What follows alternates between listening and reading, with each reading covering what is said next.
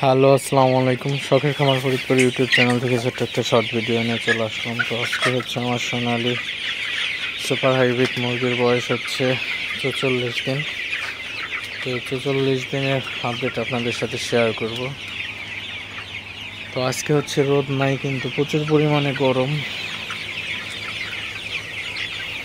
তো এই গরমে কিন্তু আসলে মুরগির আসলে অনেক সমস্যা হয়ে যায়, আপনারা সবাই বুঝেন। তো প্রচুর পরিমাণে গরম আসলে ঘরের মধ্যে।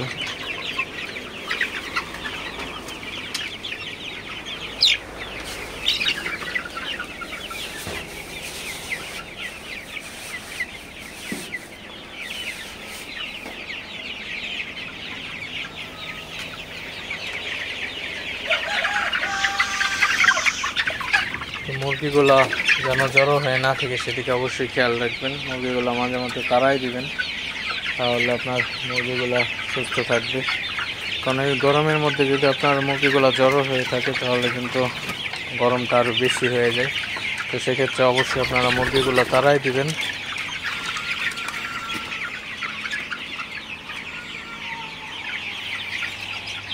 মুরগিগুলো অবশ্যই তাড়াই দিতে হবে, তাহলে আপনার সমস্যা হবে না।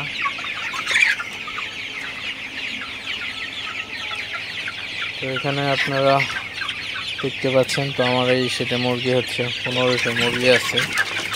তো মুরগিগুলো প্রায় রেডি হয়ে গেছে, কিন্তু প্রচুর পরিমাণে গরম, এই গরমের মধ্যে আসলে রিস্ক হয়ে যাইতেছে। তো একটু মুরগিগুলার একটু যত্ন বেশি নিতে হবে। তো মুরগিগুলার যত্ন নিলে আসলে আপনার তেমন সমস্যা হবে না। তো প্রচুর পরিমাণে গরম, এই গরমে অবস্থা খারাপ মুরগির। তো আপনারা যারা সোনালী মুরগি অথবা ব্রয়লার পালন করেন, তো অবশ্যই মুরগিগুলার যত্ন নেবেন, বেশি বেশি যত্ন নেবেন। মুরগিকে ঠান্ডা পানি দিবেন এবং পরিষ্কার পানি অবশ্যই দিতে হবে। পরিষ্কার এবং ঠান্ডা পানি দিলে অনেকাংশে কিন্তু মুরগিকে গরম থেকে রক্ষা করা সম্ভব।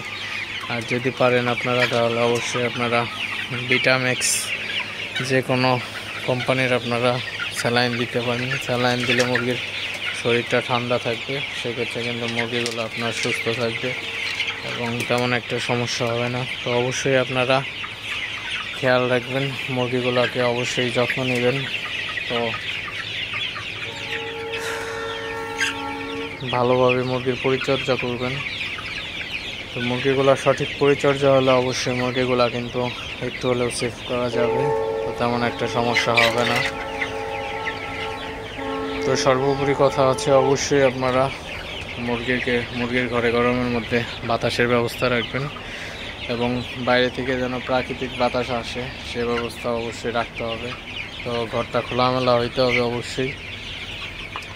তো ভিডিওটি আর বেশি বড় করবো না, সবাই ভালো থাকবেন, সুস্থ থাকবেন। শখের খামার ফরিদপুর ইউটিউব চ্যানেলটি অবশ্যই সাবস্ক্রাইব করবেন, লাইক করবেন, কমেন্ট করবেন এবং শেয়ার করে অন্য ভাইদের দেখার সুযোগ করে দেবেন। তো দেখা হবে অন্য কোনো নতুন ভিডিওতে নতুন কোনো তথ্য নিয়ে। সে পর্যন্ত সবাই ভালো থাকবেন। আল্লাহ হাফিজ।